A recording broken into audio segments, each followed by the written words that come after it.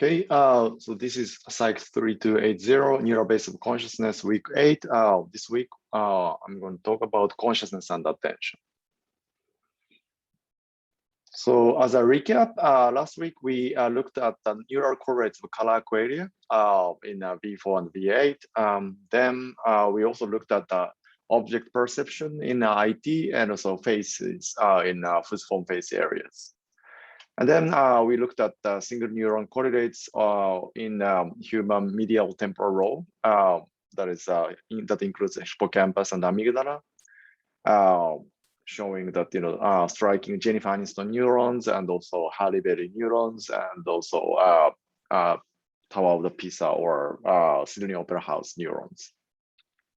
And then I talked about binocular rivalry phenomenology itself, using this, finger and also papers, and also talked about how the similar behaviors are obtained in monkeys and humans.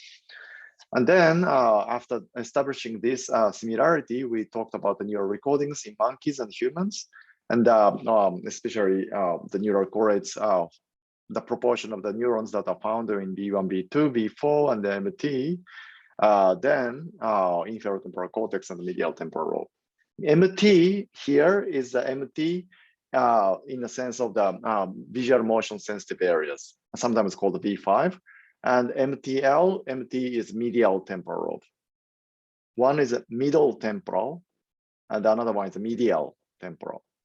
And medial is towards the inside, and middle temporal MT means that the sort of temporal area here, and it's locating around the middle area. So it's kind of confusing, but need to be understood, okay? And then during this rivalry explanation, we raised the question of what's the role of attention in the neural correlates of consciousness and the rivalry. And that's going to be a part of the theme in this week. So the learning objectives for week 8 is, after the lecture, I will be able to think about this. The first is what is attention, definition of attention. Second, and what are the possible relationships between attention and consciousness. We look at a bit of the models. And then third, how can we manipulate attention, ideally separate from consciousness, to test these models of attention and consciousness. And then we go to what is the basic neural model of attention. Without understanding neural models, it's becoming difficult to discuss the implication. And then to talk about the neural evidence that supports a model of attention. And then finally, we are going to talk about the theory of consciousness that's consistent with the mechanism of attention and also explain some features of consciousness. And for this, I suggest a Quest for Consciousness, chapter 9 and 10, and the optional reading is Dehaene 2006, Trends in Cognitive Science. And as I have been doing, probably I will be able to upload all the chapters for my book before your e-assessment at the end of the term.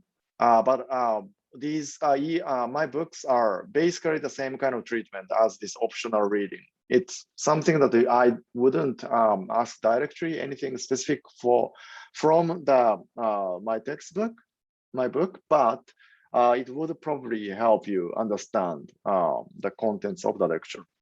Okay.